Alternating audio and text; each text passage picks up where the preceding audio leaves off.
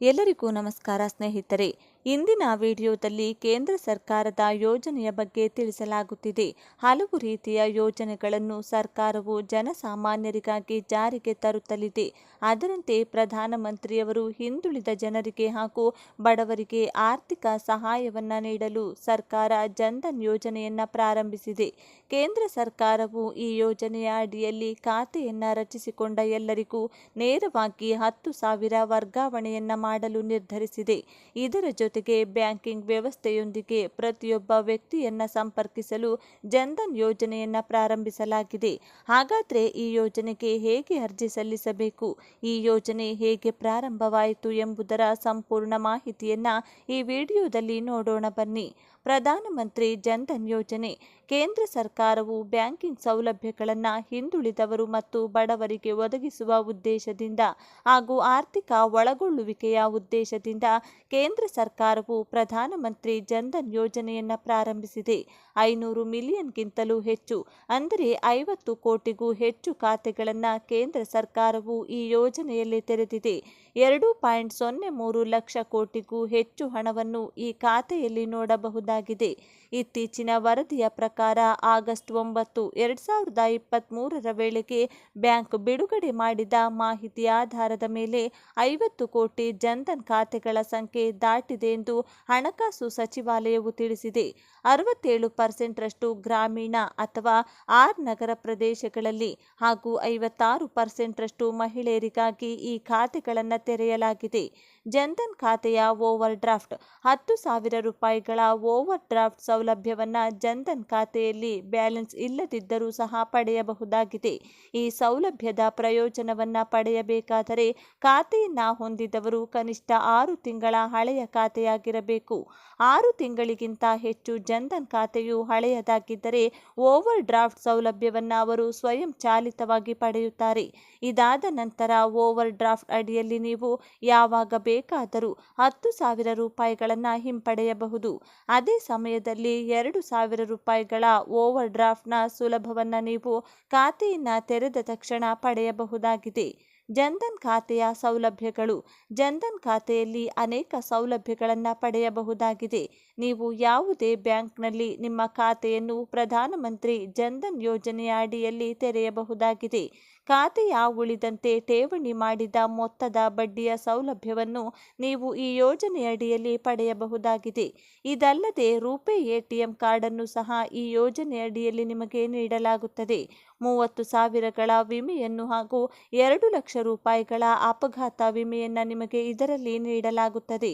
ಜನ್ಧನ್ ಖಾತೆ ತೆರೆಯಲು ಬೇಕಾದಂಥ ಅರ್ಹತೆಗಳು. ಪ್ರಧಾನಮಂತ್ರಿ ಜನ್ಧನ್ ಖಾತೆಯನ್ನು ತೆರೆಯಬೇಕಾದರೆ ಅಭ್ಯರ್ಥಿಗಳು ಕೆಲವೊಂದಿಷ್ಟು ಅರ್ಹತೆಗಳನ್ನು ಹೊಂದಿರಬೇಕಾಗುತ್ತದೆ.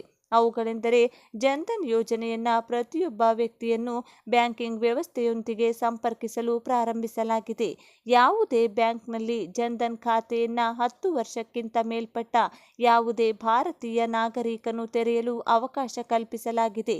ನೀವು ಯಾವುದೇ ಬ್ಯಾಂಕ್ ಶಾಖೆ ಅಥವಾ ಬ್ಯಾಂಕ್ ಮಿತ್ರ ಔಟ್ಲೆಟ್ನಲ್ಲಿ ಈ ಖಾತೆಯನ್ನು ತೆರೆಯಲು ಕೇಂದ್ರ ಸರ್ಕಾರ ಅವಕಾಶ ಕಲ್ಪಿಸಿದೆ. ಖಾತೆಯನ್ನು ತೆರೆಯಬೇಕಾದರೆ ಮೊದಲು ಈ ಯೋಜನೆಯ ಫಾರ್ಮ್ ಅನ್ನು ಭರ್ತಿ ಮಾಡಬೇಕಾಗುತ್ತದೆ. ಈ ಯೋಜನೆಯ ಫಾರ್ಮ್ನಲ್ಲಿ ನಿಮ್ಮ ಹೆಸರು, ಮೊಬೈಲ್ ನಂಬರ್, ಬ್ಯಾಂಕ್ ಶಾಖೆಯ ಹೆಸರು, ವಿಳಾಸ ಹಾಗೂ ಇತರ ಎಲ್ಲ ಮಾಹಿತಿಯನ್ನು ನೀಡುವುದರ ಮೂಲಕ ಖಾತೆಯನ್ನು ತೆರೆಯಬಹುದಾಗಿದೆ. ಹೀಗೆ ಕೇಂದ್ರ ಸರ್ಕಾರವು ಭಾರತದಲ್ಲಿರುವ ಬಡವರು ಹಾಗೂ ಆರ್ಥಿಕವಾಗಿ ಹಿಂದುಳಿದಂತಿರುವ ವ್ಯಕ್ತಿಗಳಿಗೆ ಈ ಯೋಜನೆಯ ಅಡಿಯಲ್ಲಿ ಖಾತೆಯನ್ನು ತೆರೆಯುವುದರ ಮೂಲಕ ಅವರ ಬ್ಯಾಂಕ್ ಖಾತೆಗೆ 10,000 ಓವರ್ ಡ್ರಾಫ್ಟ್ ಹಣವನ್ನು ನೀಡಲು ನಿರ್ಧರಿಸಿದೆ. ಹೀಗೆ ಈ ಯೋಜನೆಯ ಬಗ್ಗೆ ನಿಮ್ಮೆಲ್ಲ ಸ್ನೇಹಿತರಿಗೂ ಶೇರ್ ಮಾಡಿ ಅವರು ಸಹ ಈ ಯೋಜನೆಯ ಅಡಿಯಲ್ಲಿ ಖಾತೆಯನ್ನು ತೆರೆಯಲು ಅವಕಾಶ ಕಲ್ಪಿಸಿಕೊಡಿ. ಕಳೆದ ಬಾರಿ ಮಳೆ ಅಭಾವದಿಂದ ಸಾಕಷ್ಟು ರೈತರು ಕಷ್ಟಪಡುವಂತಾಗಿದೆ. ಸರಿಯಾಗಿ ಫಸಲು ಪಡೆದುಕೊಳ್ಳಲು ಸಾಧ್ಯವಾಗುತ್ತಿಲ್ಲ. ಯಾಕಂದರೆ ಉತ್ತಮ ಪ್ರಮಾಣದಲ್ಲಿ ಜಮೀನಿಗೆ ನೀರು ಒದಗಿಸಲು ಸಾಧ್ಯವಾಗುತ್ತಿಲ್ಲ. ರೈತರು ಮಾತ್ರವಲ್ಲದೆ ಇಂದು ಸಾಮಾನ್ಯರು ಕೂಡ ನೀರಿಗೆ ಪರದಾಡುವ ಪರಿಸ್ಥಿತಿ ಬಂದಿದೆ. ಈ ಹಿನ್ನೆಲೆಯಲ್ಲಿ ರೈತರಿಗೆ ಬರ ಪರಿಹಾರ ಹಣವನ್ನು ರಾಜ್ಯ ಸರ್ಕಾರ ಬಿಡುಗಡೆ ಮಾಡಿದ್ದು, ಮೊದಲ ಹಂತದಲ್ಲಿ 2,000 ರೂಪಾಯಿಗಳನ್ನು ಖಾತೆಗೆ ಜಮಾ ಮಾಡಿದೆ. ಈ ಹಣವನ್ನು ಪಡೆದುಕೊಳ್ಳಲು ಪ್ರಮುಖ ದಾಖಲೆಗಳನ್ನು ಸಲ್ಲಿಸುವುದು ಕಡ್ಡಾಯ ಎಂದು ತಿಳಿಸಿದೆ. ಹೌದು, ಬರ ಪರಿಹಾರಕ್ಕೆ ಕ್ರಮ. ರಾಜ್ಯದಲ್ಲಿ ಒಟ್ಟು 223 ಪ್ರದೇಶಗಳನ್ನು ಬರಪೀಡಿತ ಪ್ರದೇಶ ಎಂದು ಘೋಷಿಸಲಾಗಿದೆ.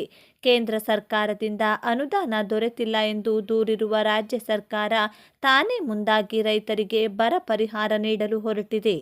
2023-24ನೇ ಸಾಲಿನ ಬಿತ್ತನೆ ಮಾಡಿರುವ ಸುಮಾರು 1,97,729 ರೈತರಿಗೆ 37,59,00,000 ರೂಪಾಯಿಗಳ ಬರ ಪರಿಹಾರ ಹಣವನ್ನು ಬಿಡುಗಡೆ ಮಾಡಲಾಗಿದೆ ಎಂದು ಸರ್ಕಾರ ಹೇಳಿಕೊಂಡಿದೆ. ಬರ ಪರಿಹಾರ ಪಡೆದುಕೊಳ್ಳಲು ಈ ದಾಖಲೆ ಕಡ್ಡಾಯ. ರೈತರು FID ಅಂದರೆ ಫ್ರೂಟ್ಸ್ ID ಹೊಂದಿರುವುದು ಕಡ್ಡಾಯವಾಗಿದ್ದರೆ ಮಾತ್ರ ಸರ್ಕಾರದ ಪ್ರಮುಖ ಯೋಜನೆಗಳ ಪ್ರಯೋಜನ ರೈತರಿಗೆ ಸಿಗುತ್ತದೆ. ಇದೀಗ ಬರ ಪರಿಹಾರ ನಿಧಿ ಪಡೆದುಕೊಳ್ಳುವುದಕ್ಕೂ ಕೂಡ ಈ ದಾಖಲೆಯನ್ನು ಕಡ್ಡಾಯಗೊಳಿಸಲಾಗಿದೆ. ಒಂದು ವೇಳೆ ನಿಮ್ಮ ಬಳಿ FID ಇಲ್ಲದೇ ಇದ್ದರೆ ತಕ್ಷಣ ಅರ್ಜಿ ಸಲ್ಲಿಸಿ ID ಪಡೆದುಕೊಳ್ಳಿ. FID ಮಾಡಿಸಲು ಬೇಕಾಗಿರುವ ದಾಖಲೆಗಳು: ಭೂಮಿಯ ದಾಖಲೆ ಇರುವ ಪಹಣಿ, ಆಧಾರ್ ಕಾರ್ಡ್, ಪಡಿತರ ಚೀಟಿ, ಆದಾಯ ಪ್ರಮಾಣ ಪತ್ರ, ವಿಳಾಸದ ಪುರಾವೆ, ಮೊಬೈಲ್ ಸಂಖ್ಯೆ. ಎಲ್ಲಿ ಅರ್ಜಿ ಸಲ್ಲಿಸಬಹುದು? ರೈತ ಸಂಪರ್ಕ ಕೇಂದ್ರ, ತೋಟಗಾರಿಕೆ ಇಲಾಖೆ, ರೇಷ್ಮೆ ಇಲಾಖೆ, ನಾಗರಿಕ ಸೇವಾ ಕೇಂದ್ರಗಳು. FID ಇರುವ ರೈತರು https://fruits.karnataka.gov.in ಇಲ್ಲಿ ತಮ್ಮ ಸರ್ವೆ ನಂಬರ್ ಹಾಕಿದ್ರೆ ಜಮೀನಿನ ಎಲ್ಲ ವಿವರಗಳು ಲಭ್ಯವಾಗುತ್ತದೆ. ರೈತರು ಇದುವರೆಗೆ FID ಪಡೆದುಕೊಂಡಿಲ್ಲವಾದರೆ ತಕ್ಷಣ ಕೆಲಸ ಮಾಡಿ ಹಾಗೂ ಬರ ಪರಿಹಾರದ ಹಣವನ್ನು ಪಡೆದುಕೊಳ್ಳಿ. ಸರ್ಕಾರ ಜಾರಿಗೆ ತಂದಿರುವಂತಹ ಯೋಜನೆಗೆ ಸಾಕಷ್ಟು ರೇಷನ್ ಕಾರ್ಡ್ ಕೂಡ ಒಂದಾಗಿದ್ದು, ಅದರಲ್ಲೂ ಪ್ರಮುಖವಾಗಿ BPL ರೇಷನ್ ಕಾರ್ಡ್ ಬಡತನದ ರೇಖೆಗಿಂತ ಕೆಳಗಿರುವಂತಹ ಜನರಿಗೆ ಒದಗಿಸುವಂತಹ ರೇಷನ್ ಕಾರ್ಡ್ ಆಗಿದೆ. BPL ರೇಷನ್ ಕಾರ್ಡ್ ಹೊಂದಿರುವವರು ಸರ್ಕಾರದಿಂದ ಸಿಗುವಂತಹ ಉಚಿತ ಪಡಿತರ ಸೇರಿದಂತೆ ಸಾಕಷ್ಟು ಯೋಜನೆಗಳನ್ನು ಪಡೆದು ಫಲಾನುಭವಿಗಳಾಗುವುದಕ್ಕೆ ಅರ್ಹತೆಯನ್ನು ಹೊಂದಿರುತ್ತಾರೆ.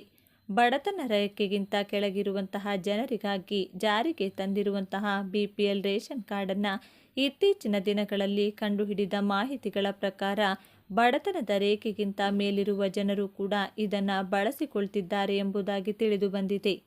ಅದರಲ್ಲೂ ವಿಶೇಷವಾಗಿ ರಾಜ್ಯದಲ್ಲಿ BPL ರೇಷನ್ ಕಾರ್ಡ್ ಅನುಸರಿಸಿ ಸಾಕಷ್ಟು ಯೋಜನೆಗಳನ್ನು ಕೂಡ ಜಾರಿಗೆ ತರಲಾಗಿದೆ. ಅದಕ್ಕಾಗಿ ಪ್ರತಿ ತಿಂಗಳು ರಾಜ್ಯ ಸರ್ಕಾರ ಸಾವಿರಾರು ಕೋಟಿ ರೂಪಾಯಿಗಳನ್ನು ಖರ್ಚು ಮಾಡಬೇಕಾಗಿ ಕೂಡ ಬರುತ್ತದೆ. ಇದನ್ನೆಲ್ಲ ರಾಜ್ಯ ಸರ್ಕಾರ ಮಾಡ್ತಾ ಇರೋದು ಬಡವರ್ಗದ ಜನರಿಗೆ ಸಹಾಯ ಆಗಲಿ ಅನ್ನುವ ಕಾರಣಕ್ಕಾಗಿ. ಆದರೆ ಆ ಸಹಾಯ ಅನ್ನೋದು ಬಡವರ್ಗದ ಜನರಿಗಿಂತ ಹೆಚ್ಚಾಗಿ ಬಡವರ್ಗದ ಜನರ ಮುಖವಾಡದಲ್ಲಿರುವಂತಹ ಅನುಕೂಲಸ್ಥ ಜನರಿಗೆ ಸಿಗುತ್ತಿದೆ.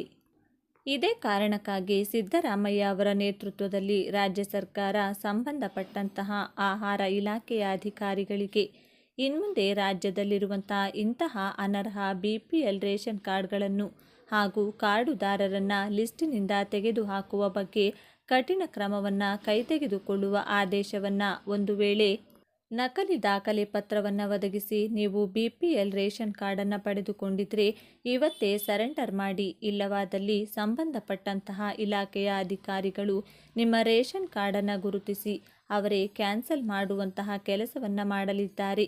ಹಾಗೂ ಈಗಾಗಲೇ ಈ ಪ್ರಕ್ರಿಯೆ ಪ್ರಾರಂಭವಾಗಿದ್ದು, ಮೊದಲಿಗೆ ರಾಜ್ಯದ ಈ 10 ಜಿಲ್ಲೆಗಳಲ್ಲಿ ಈ ಪ್ರಕ್ರಿಯೆ ಪ್ರಾರಂಭವಾಗಿದೆ.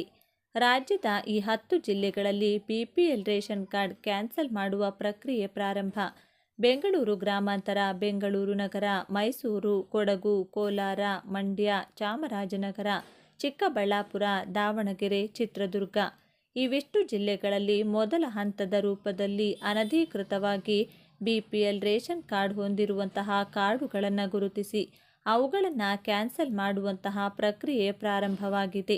ಹೀಗಾಗಿ ನೀವು ಕೂಡ ಇದೇ ಪರಿಧಿಯಲ್ಲಿ ಬರುವುದಾದರೆ ಮೊದಲೇ ಎಚ್ಚೆತ್ತುಕೊಳ್ಳಬೇಕಾಗಿರುವುದು ನಿಮ್ಮ ಕರ್ತವ್ಯವಾಗಿದೆ.